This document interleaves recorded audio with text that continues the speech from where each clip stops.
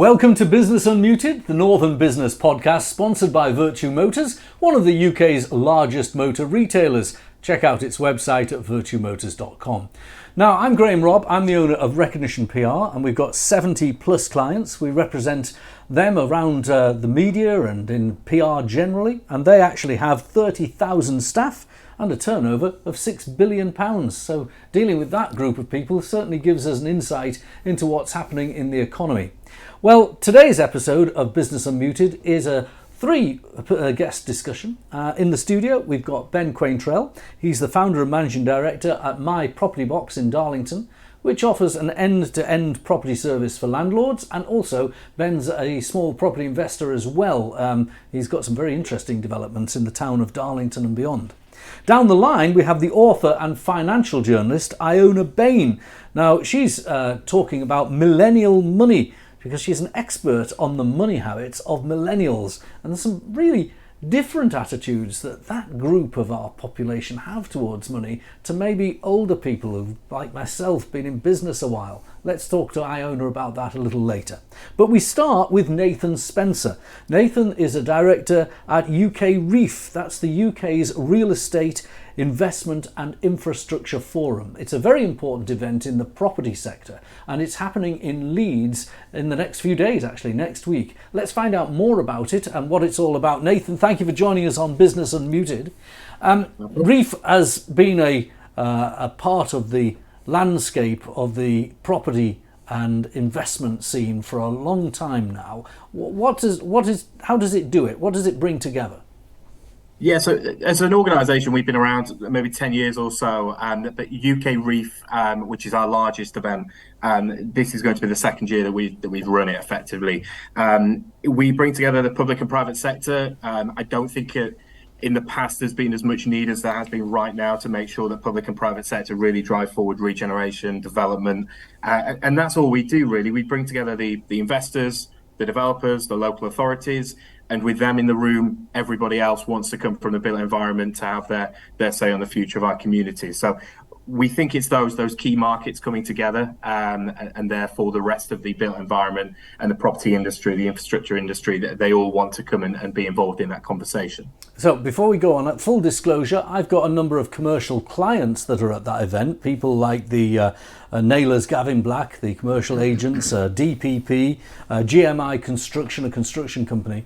But also I'm on the board of one of the mayoral development corporations in the northeast of England, and I know they'll have a presence there as well. And it seems to me that every day I'm getting emails in my inbox from your team telling me that the city of Manchester is going to be represented, Sheffield's going to be represented. It seems to be that lots of areas of the country are taking an opportunity to display their investment opportunities for real estate investors. Yeah, that's right. And there's so many as well at the moment. There's so many opportunities out there. And what we've tried to do is try to make it as inclusive as possible. So we have London coming, which is very rare to get London out of London. Mm-hmm. But we've more or less got all 32 London boroughs in attendance. We've got Cornwall, Belfast, every city in Scotland.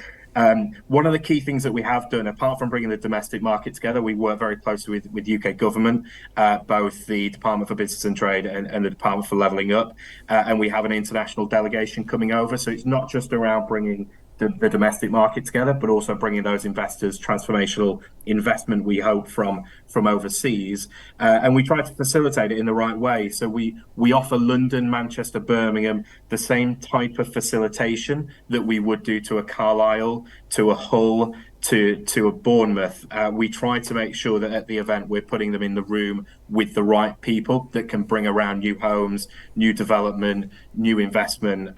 So yeah, we're trying to do it in the right way, and we think we've hit the kind of the nail on the head with what we're doing, and we're seeing quite a few deals off the back of the first kind of inaugural event that we did last year, which has then seen attendance double for the year coming. Now, it strikes me, Nathan, that there are a number of key ingredients to successful development. One is the availability of sites. Next is the creativity of developers to make the sites the appropriate use for both the consumer, the end user, and the local community. Next is the availability of finance to fund the developments. Now, have you got people there who are interested in finance as well? Yeah, absolutely. I mean, the three big pension funds are there in big presence. So Legal and General, Phoenix Group, Aviva. With Brexit regulations, they freed up quite a bit of capital to invest into regeneration projects, around about 100 billion in total. So we have all the time we keep getting told that the capital is there. It's the opportunities that we need to bring forward, whether that be kind of making sure that we go through the planning process, making sure we have the community on board, making sure that the design is in place. So we have the people there who are wanting to deploy capital. I think there's about 1,000 people who are representing investors, and they're investors into property, they're investors into energy, to heat networks or heat to energy networks. There's a type of investor for everybody at the event. So yeah, the capital is there, and that's what we're hoping to kind of match make towards those opportunities. Local authority, developer-wise, development corporations. We're all about connecting the dots. Now, this kind of event is familiar on the international landscape because there's an event called MIPIM, which happens in Cannes. I'm sure you know MIPIM. You've probably been to MIPIM. I went to MIPIM once, and I went twice actually. Very interesting. Are you trying to emulate that international conference? I wouldn't say emulate, because certain events overseas have certain connotations which come with them. We want to make sure that this isn't seen as the MIPIM of the UK, and we're doing a lot to try to mitigate that. But at the same time, there's obviously been a lot of people that compare it because we're putting investors in front of opportunities to hopefully drive economic growth.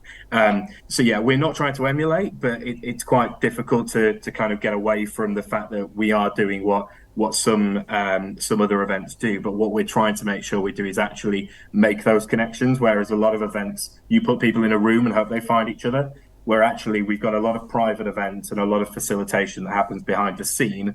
So if people are looking for investors into social housing, we will put them in front of investors into social housing. So we're trying a lot to make sure that we're ticking the boxes on those lines. And then we have been in the US last week, actually, because we've had interest in running UKREiiF overseas as well. Oh, that sounds really interesting. We're looking to branch out too. I think that would be a fantastic idea. I was in the US myself just 3 weeks ago, and the economy there is forging ahead, and it was great to go to Philadelphia, which is where I was, where they had a development corporation similar to the one we have in Teesside, which is maybe 5 years ahead of ours and is building out now. So it was interesting to see that while I was in Philadelphia. Now, going back to your conference, of course, or your event rather, it comes on the back of the levelling up agenda, I suppose, starting in earnest in 2019, 2020, and having turbocharged some parts of the north. Teesside has done very well out of the levelling up agenda. Other parts maybe a little bit further behind. But has the levelling up agenda given any kind of impetus to the things that you're seeing happening at the conference? I think it certainly gave some sort of positivity, particularly last year. There was this big kind of backing behind it. It was one of our key themes that the main stage was very much a levelling up stage. I think what we found with levelling up is it's actually made some of the local authorities look at what opportunities they have. There's a lot of critique around areas like the process around submitting areas for investment zones, but actually at the same time as being some negativity, it's also meant that that's brought forward opportunities that maybe the local authority hadn't packaged up before, hadn't looked at before. So I think depending on where you ask, it will have a different feeling. We get that quite frequently, particularly if they've not been able to acquire any money from the levelling up funds. But actually, I think it has given some positivity to make not just the local authorities, but actually the general public is now looking at levelling up thinking, oh, right, great, regeneration, development. It's not something that's always on the political agenda. And actually, I think from a voter's perspective, it's made people look a lot more into what's happening locally than what we were doing prior to the levelling up kind of funding and everything else that comes with it. We'll get a call to action to the conference in a minute, how people can go, but let's just bring in Ben Quaintrell. Ben, you run My Property Box in Darlington, and you've got branches around the northeast as well, but you also are an investor yourself. Tell us the kind of things you've been investing in the town of Darlington and elsewhere.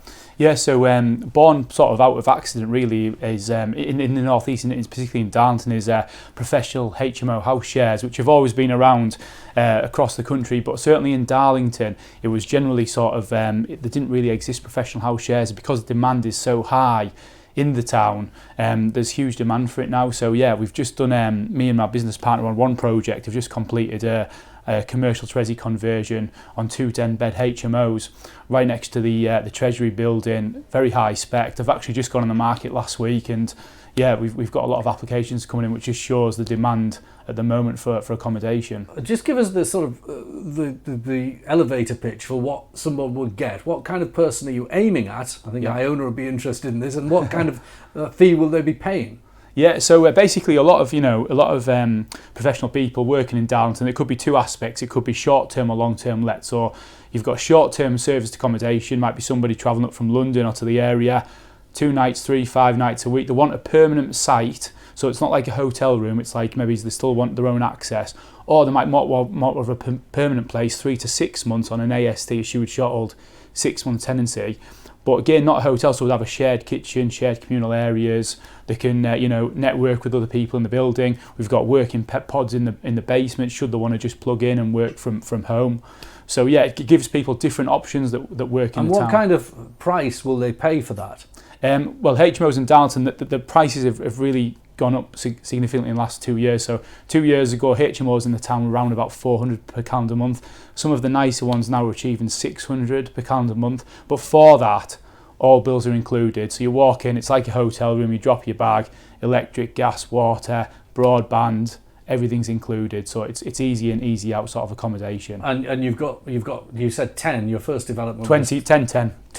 Yeah. And you reckon they'll all go, will they? Oh, we've just put them on last week. We've got housing associations interested, all sorts of interest, the Treasury interested. But yeah, we put them on Rightmove last week, and I think we've got between like 5 and 10 applications already. How interesting. Yeah. But this formula has not been used in provincial towns in the northeast of England much at all, has it? Obviously, not really. Obviously, you've got your students clusters in Newcastle, Sunderland and Middlesbrough, but generally professional HMOs in the northeast, aren't common. Obviously, they've been born last few years just from demand for property.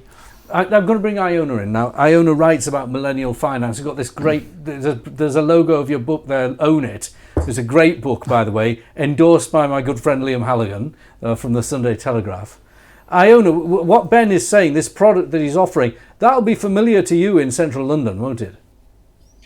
Yes, HMOs are very common in London, and you may have been reading about the rental crisis that is reaching new highs now here in the capital. It's a real struggle for young professionals who are on a really good salary even to just find a place to rent, let alone be able to afford it. And I think that's forcing more and more young people to think about where else in the country they could move to. And I actually think that one silver lining of lockdown was that remote working became more normalised and accepted, and that does give younger people more scope to move to other parts of the country and do work that doesn't require them to be in the capital all the time. So I think these kind of developments could be the future, because they could point to possibilities where younger people could be moving around much more. They could be having much more flexible housing situations rather than being rooted in very rigid HMO tenancies in the capital, often for no good reason. Well, Iona, 3 cheers to that. And of course, in the northeast of England, where we're broadcasting from, one of the great things, and north generally, is we don't want to see our young people go to a brain drain to London. We like London very much, but I prefer to visit as a tourist rather than to lose our young brains to it. And the difference in price, Ben's talking about £500 or £600 a month, and he's thinking that's fantastic. But if you were looking at that kind of price from your perspective, you'd be thinking it's cheap, wouldn't you? Absolutely. When you're looking at the prices now for renting an HMO, not even in a central London location, often on the fringes in, zones 5 and 6, that are not particularly convenient if you are working in any way in the centre. Yeah, that sounds to me very reasonable. And it's interesting you talk about the brain drain. I'm finding in my line of work, more and more of the media industry is moving north. I travel to Manchester every week to do BBC Morning Live, and also I film Rip Off Britain from Manchester too. So it's actually definitely changing. It used to be the case that if you wanted to work in an industry like the media, you had to come to London. It's one reason why I've based myself here. I've stayed here because I've made lots of connections and have put roots down here. But certainly now you're not having to face that unenviable choice between foregoing that, exciting career or, going to London and having to pay through the nose to rent there. Well, we can't move on without talking about your book. But this book we can see it behind Own It. Tell us what the premise of the book is, what you've been looking at, and what you've discovered as a result.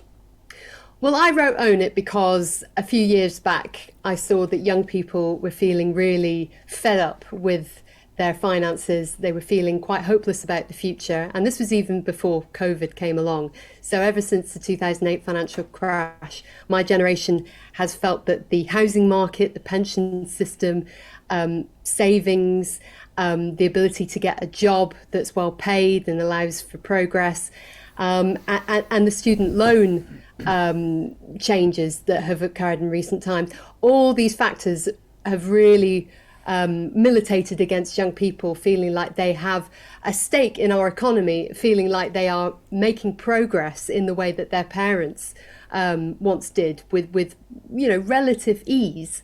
And I feel that's caused a lot of young people to look for riskier ways to make money. And that's one reason why we've seen this boom in Bitcoin. It's one reason why young people are going online and investing in Forex and all sorts of very exotic and often dangerous schemes that can turn out to be completely fraudulent in the worst case scenario. And it struck me that there was just very little in-depth but helpful, friendly and funny advice for young people about what they could do with their finances in the long term. Because yes, you get lots of people, offering their views online about what you should do with your money. But actually investing is complicated. It's rewarding, it's fascinating, and it's very important. But it's not something that you can cover in a little tweet or an Instagram post. It's something that you, I think, need to read about in order to get a handle on it. So that's why I wanted to write the book and to do it from the young person's perspective. I had the privilege, and I regard it as a privilege, I've just mentioned going to Philadelphia earlier last month because my daughter got married, and she's a millennial, she's 31. Coming at 31. And so I had to stay with her for a few days. And it was very interesting for a sort of 59-year-old to stay with a young couple in their early 30s and witness the difference in how they live their life. Now, she's lucky because she has bought a home. So I know that's a fixed difference between many young people in this country and my daughter in America. But the other things were very similar. An attitude to rental, an attitude to disposable things, an attitude to paying for things that otherwise could be... So buying expensive coffees, eating out, having things delivered, whether it be food or things that or parcels from Amazon rather than going into shops. Streaming services, I must have counted 10 streaming services that the couple subscribed to. Being a member of a gym and having a Peloton subscription. And it's just like these things mount up, and sometimes inventory isn't kept in the same way that maybe my generation would of outgoings because it's easier. Cash, no use of cash at all. No money in her pocket ever. Yeah. Extraordinary. It does. Now, I'm not making a value judgment on that. It sounds like I'm being a dad talking out of school here, but I'm not making a value judgment on that. But in what you've just heard, do you think that is something is that familiar, and is that something that maybe young people themselves have to look at, or society needs to adjust the way it values young people? I don't think your daughter's situation is unusual at all. I think here in the UK, lots of millennials, if not most millennials, are living in a similar way. Depending on how much they're earning, they may not have quite as many expenses, but they are living a version of that lifestyle where they are taking advantage of technology in order to have everything at their fingertips, because that's what they've been encouraged to do. But I often refer to a lot of these services and superficially attractive consumerist options that millennials avail themselves of today as being a bit of a consolation prize for the really big assets that they are overall missing out on. Yeah. So I think that most young people would happily, trade in some of those things for the opportunity to own their own home, to have, outgoings that are more affordable, and to know that they can one day retire and that they're not going to have to, pay an unrealistic amount into their pension every month in order to have just a decent standard of living in retirement. And that's increasingly a concern that I'm seeing among younger people, because they're constantly being told they're not saving enough for retirement, and yet we're not doing enough to acknowledge actually young people are getting a really rough deal when it comes to their pensions. They're being told they need to save more and more, and yet we know how strained people's incomes are, especially during the cost of living crisis. So I think that experience you spoke about is definitely not unusual. We'll bring Nathan and Ben in, but before I do, let me just say, my daughter relocated from London because of some of the reasons you've just discussed, by the way, and I think that's, and I completely agree. I think that she would definitely trade a turmeric latte for a house. Ben? Yeah, I just wanted to, Iona make some amazing points, and I'm looking forward to reading a book. But yeah, I think the problem is there's no financial education in the education system. So young people grow up knowing how, there's nothing wrong with like the history and geography of the world, but they don't know how to own their own bank account, they don't know anything about pensions, they don't know how to leverage, they don't know about debt, and there's no education for that. And like Iona said, it's about reading, listening to podcasts, going to networking events, surrounding yourself with the right people and learning about that, and learning, from other people around you. And yeah, it's so important, but obviously, young people don't always have that. And Iona, I know your book gives some tips and hints, but the truth is that still some of the stuff is out with the affordability index is ridiculous. Now, I've just got the note here. Average house price is £287,800. That's the standardised average house price in the UK, March this year. An increase of 1% in just 1 month. It's absolutely huge. So what are the top tips? I know you've got a whole book, so you can't concentrate, but what are the top things that you're saying to young people who look to you for your advice and guidance? Well, to give a very quick overview, I think firstly you've got to get the basics right. And it was really interesting hearing that perspective there on financial education. I think you have to educate yourself and fill in those gaps. And thankfully, you can do that now. It's just a question of finding reliable, accurate sources of information. But getting the basics right is really important. So making sure that you're in the budgeting habit, that you're saving if possible, that you have the necessary insurance as well. But then beyond that, maximising your pension. So that doesn't mean contributing huge amounts. It just means, putting a little bit extra in, for instance, when you get a pay rise, putting that extra money towards your pension. Your future self will thank you for it.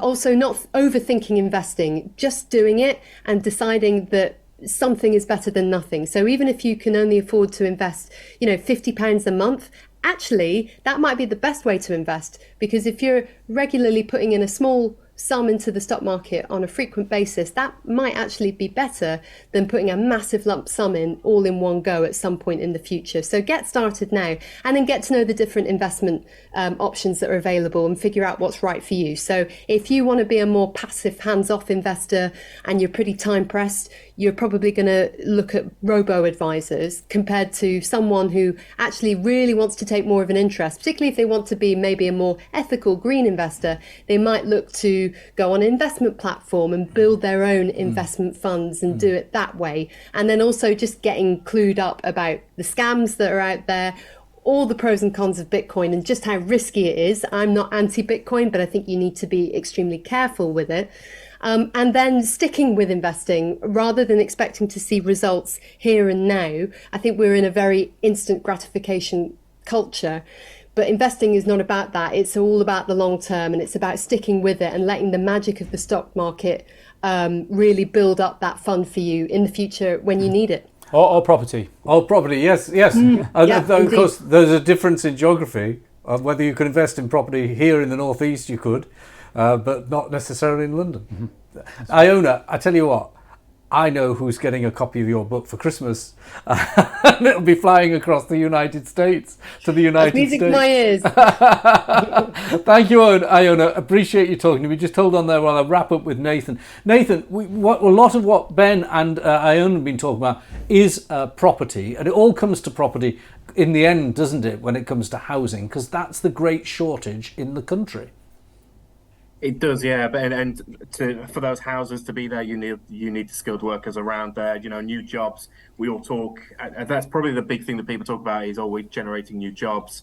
But to have new jobs, you need the skilled workers around there. You need to make sure that the skilled workers. We mentioned brain drain earlier, that they are staying within those regions. I think we're doing a much better job of it, particularly up north than we have previously. But yeah, housing is much needed. And what we try to do is it's not all around the large scale, because when we talk about affordable housing, actually, when you look at some areas around these sort of percentage of homes that need to be delivered, what's affordable in sort of tech term isn't actually affordable for the people who are living there. So yeah, we do truly need to figure out a way to get around that, and hopefully, yeah, it needs to be pushed through, I suppose, through a government landscape than many others. But there is people out there who are doing good things to make sure that people can afford homes, and it needs our developers to be coming forward, as hopefully they are doing. Well, Nathan, best of luck next week. I just going to give you the chance to say, if someone wants to go to UKREiiF, can they, or are all the tickets gone? How do you go? Yeah, the admin team will shout at me because the event's next week. But yes, there is tickets still available. UKREiiF.com is the easiest way to go. Well, I'm going. I look forward to maybe bumping into you. Have a great conference. Absolutely. Iona, let's have a bestseller out of you. And Ben, keep flogging the flats. Take care. That's it for Business Unmuted. Catch me again next week.